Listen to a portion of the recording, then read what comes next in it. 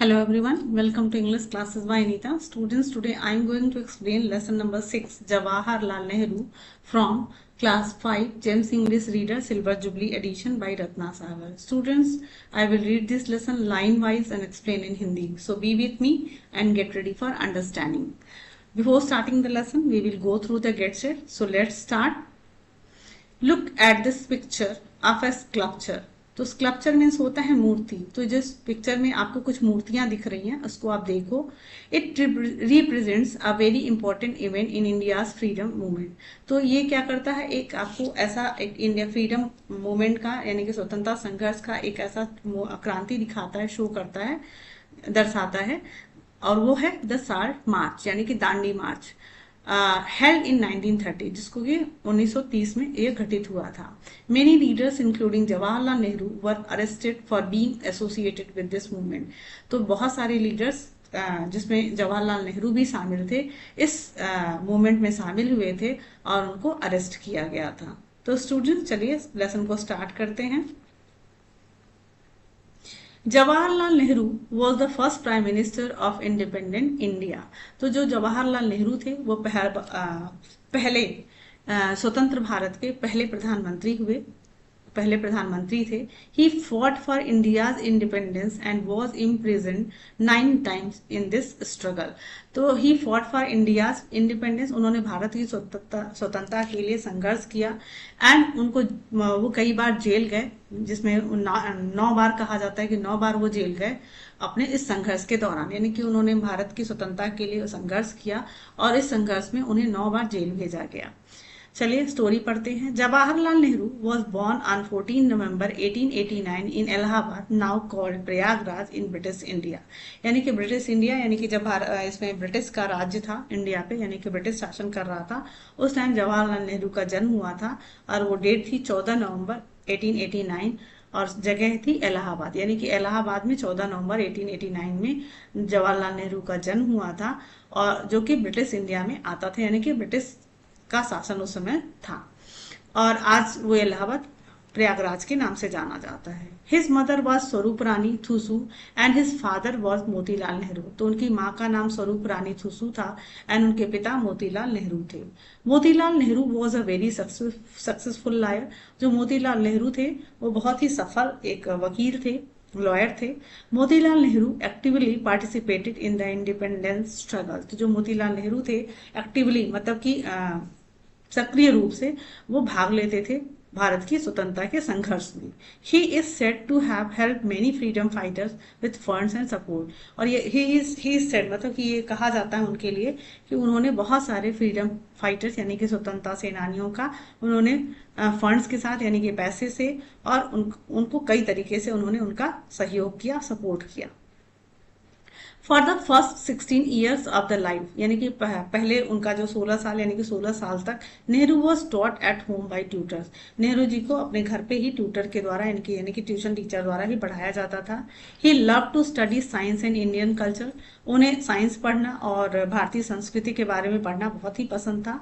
He love to celebrate all festival. उन्हें सारे जितने भी फेस्टिवल्स होते हैं, जितने भी त्योहार होते हैं, उनको मनाना उन्हें बहुत पसंद था। He later went to England, और उसके बाद वो इंग्लैंड जाते हैं and studied at Harrow's school and Trinity college. यानी कि उसके बाद वो इंग्लैंड चले जाते हैं और Harrow's school and Trinity College में पढ़ते हैं, जो कि कैम्ब्रिज में था। Then Nehru went on to study in London. उसके बाद जो नेहरू जी हैं वो लंदन चले जाते हैं स्टडी यानी कि फर्दर स्टडी के लिए, आगे की पढ़ाई करने के लिए। He wanted to become a lawyer like his father. वो अपने पिता की ही तरह एक वकील बनना चाहते थे। ही return to India in 1912।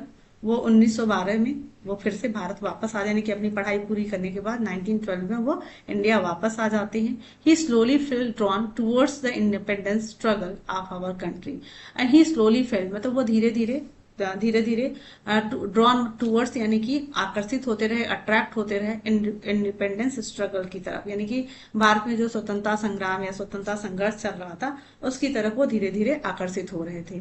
On 13 April 1919 on the day of Vaisakhi, और 13 अप्रैल 1919 में बैसाखी के दिन a large number of non violent protester, मतलब बहुत सारे जो अहिंसक जो प्रदर्शनकारी थे, had gathered eight Jallianwala Bagh, मतलब जलियांवाला बाग में 13 अप्रैल 1919 को बहुत सारे लोग बैसाखी के दिन इकट्ठे हुए थे और कुछ विरोध या प्रदर्शन कर रहे थे। एज दे वर प्रोटेस्टिंग, जब वो विरोध कर रहे थे, प्रदर्शन कर रहे थे, the British military fired at the continuously for 10 minute. उस समय जो ब्रिटिश की मिलिट्री थी, यानी कि ब्रिटिश सेना थी, उनके ऊपर लगातार 10 मिनटों तक गोलियों की बौछार करती रही।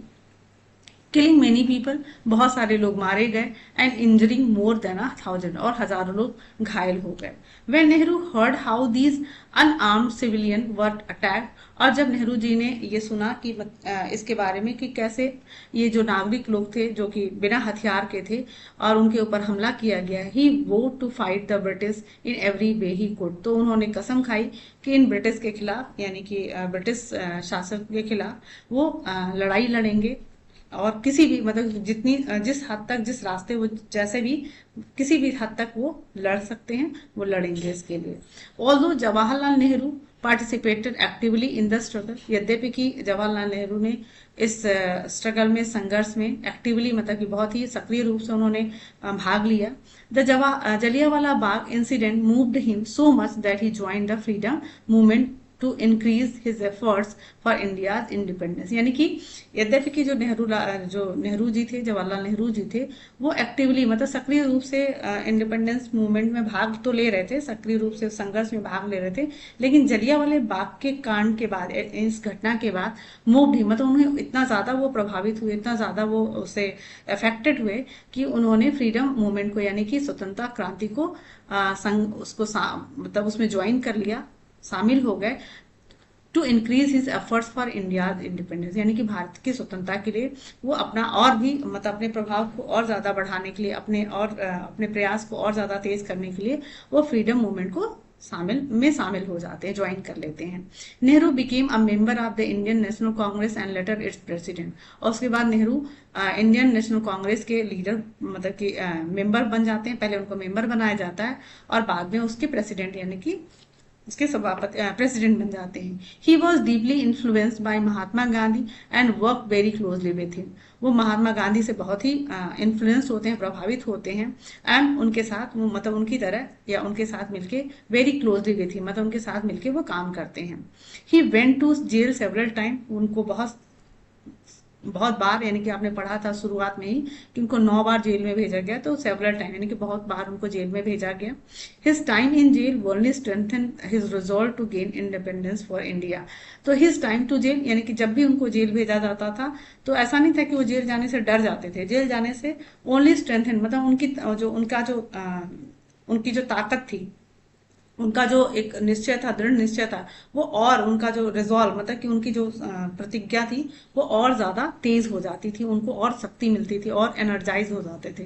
तो जब भी उनको जेल भेजा जाता था वो और ज्यादा एनर्जेटिक हो जाते थे, और ज्यादा स्ट्रेंथन मिल जाता था, उनको शक्ति मिल जाती थी अपने इंडिया को स्वतंत्र कराने के लिए। He also use this time to wrote books like the famous Discovery of India, और जब वो जेल जाते थे, तो जेल में रहते थे, तो अक्सर वो बुक भी लिखा करते थे, और जिसमें से उन्होंने एक बहुत ही फेमस बुक लिखी थी, discovery of India.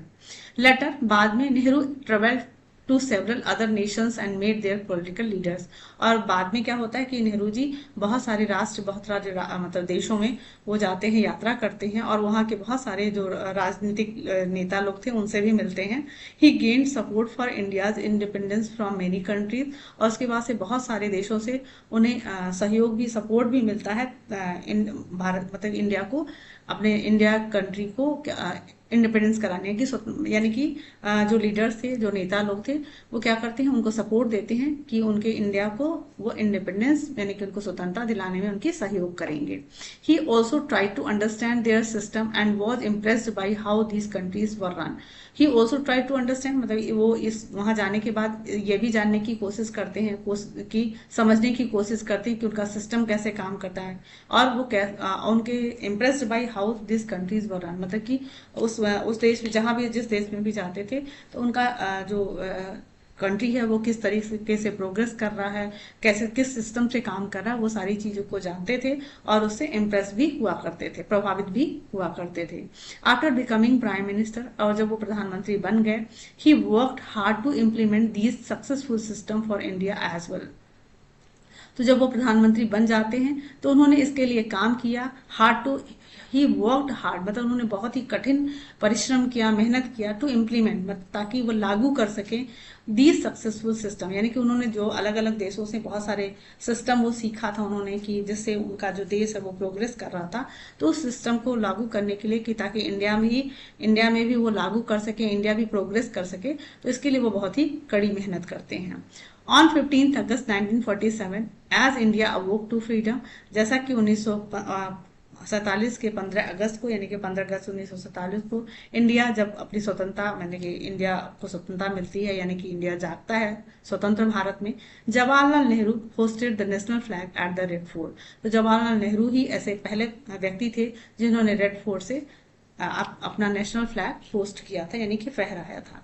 He then took up the challenge of using all that he had heard to build a healthy and prosperous nation. Then he took up the challenge, और उसके बाद उन्होंने सारा challenge लिया of using all that he had learned, मतलब जो भी आज तक उन्होंने बहुत सारे देशों में जा के उन्होंने सीखा था, पढ़ा था, उन्होंने क्या किया, उस चैलेंज को एक्सेप्ट किया, टू बिल्ड अ हेल्दी, जिससे कि वो एक स्वस्थ और प्रॉस्परस, एक संपन्न राष्ट्र का निर्माण कर सके।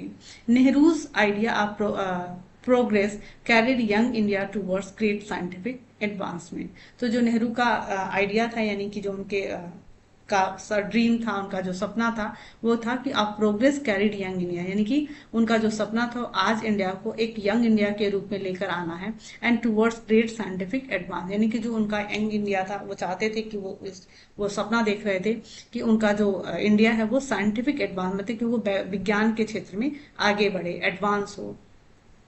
He also brought about many social reforms, उन्होंने बहुत सारे सामाजिक सुधार के भी काम किए, दैट हेल्प वुमेन, जो कि औरतों के लिए हेल्प किया, farmers, labourers and the poor, यानी कि उन्होंने बहुत सारे ऐसे सोशल रिफॉर्म्स, यानी कि बहुत सारे ऐसे कानून भी बनाए जो सोशल तौर पे, यानी कि सामाजिक तौर पे औरतों की, किसानों के लिए, मजदूरों के लिए और गरीबों के हेल्प के लिए बनाए गए थे। अंडर हिज गवर्नेंस, यानी कि उनके शासन में, many important institution of the country were set up, यानी कि उनके शासन काल में बहुत सारे इंस्टीट्यूट, संस्थाएं अपने देश में स्थापित की गई। These includes the Indian institute for technology, अब इसमें बहुत सारे इंडियन टेक्नोलॉजी, मतलब कि संस्था, जिसमें सबसे पहला नाम है IIT, जिसको हम कहते हैं Indian institute for technology, and all India institute of medical science, यानी कि AIIMS, and India's first space programme, यानी कि जवाहरलाल नेहरू जी के ही नेतृत्व में IIT, उसके बाद एम्स और इंडिया फर्स्ट स्पेस प्रोग्राम के संस्था को स्थापित किया गया। As prime minister he developed India into a strong and peaceful nation, मतलब कि प्रधानमंत्री के रूप में उन्होंने अपने भारत को विकसित किया एक मजबूत, स्ट्रॉन्ग इंडिया, स्ट्रॉन्ग नेशन के रूप में, और पीसफुल नेशन, यानी कि शांति और मजबूत राष्ट्र के रूप में उन्होंने स्थापित किया। जवाहरलाल नेहरू लव्ड चिल्ड्रन, जवाहरलाल नेहरू बच्चों को बहुत ही प्यार करते थे। इमेंसली, मतलब कि बहुत ही, बच्चों को वो बेहद, इमेंसली का मतलब होता है डीपली, बेहद ही प्यार करते थे वो बच्चों को। Children adored him too and fondly, बच्चे भी उनको बहुत ही प्यार करते थे, और फॉन्डली मतलब उनको पसंद करते थे। एड्रेस हिम एज चाचा नेहरू, मतलब कि जो चिल्ड्रन अडोर्ड हिम, मतलब चिल्ड्रन उनको इतना प्यार करते थे और उनको बहुत ही पसंद करते थे, और अपनी पसंद में ही, उनके अपने प्यार से ही, फॉन्डली मतलब लविंगली, बहुत ही प्यार से वो उनको चाचा नेहरू के रूप में बुलाते थे, यानी कि उनको जवाहरलाल नेहरू या कुछ और नहीं, उनको चाचा नेहरू बुलाया करते थे प्यार से। इन हिज फेमस कोट्स, अपने एक फेमस कोट में उन्होंने, प्रसिद्ध जो कोट है उसमें उन्होंने बताया था, he often refer to children as birds in a garden, कि अक्सर वो अपने कोट में उन्होंने एक बार रेफर किया था कि जो ये बच्चे हैं वो एक कलियां हैं, मतलब बगीचे की एक कलियां हैं, because of Nehru's fondness for children, और क्योंकि नेहरू जी को बच्चे बहुत पसंद थे, बच्चों को बहुत प्यार करते थे। His birthday on 14 November is celebrated as children's day, तो आज उनका जो बर्थडे 14 नवंबर को पड़ता है, हमेशा एज अ चिल्ड्रंस डे, यानी कि बच्चों के बाल दिवस के रूप में मनाया जाता है। यानी कि जो आप समझ गए कि जो पंडित नेहरू जी का जो जन्मदिन है यानी कि 14 नवंबर, इसलिए बाल दिवस के रूप में बनाया जाता है क्योंकि वो बच्चों से बहुत प्यार करते थे। सो स्टूडेंट्स, आई होप कि आपको ये लेसन अच्छे से समझ में आ गया होगा। यहाँ पे थोड़ा सा और बच्चा है। Jawaharlal Nehru served as the prime minister of India right from its independence in 1947 till his death in 1964। यानी कि जवाहरलाल नेहरू ने served as the prime minister यानी कि प्रधानमंत्री के रूप में इस देश की सेवा की। India right from its independence यानी कि जहां से भारत स्वतंत्र हुआ था यानी कि 1947 से लेकर अपनी मृत्यु 1964 तक उन्होंने भारत की प्रधानमंत्री के रूप में सेवा की।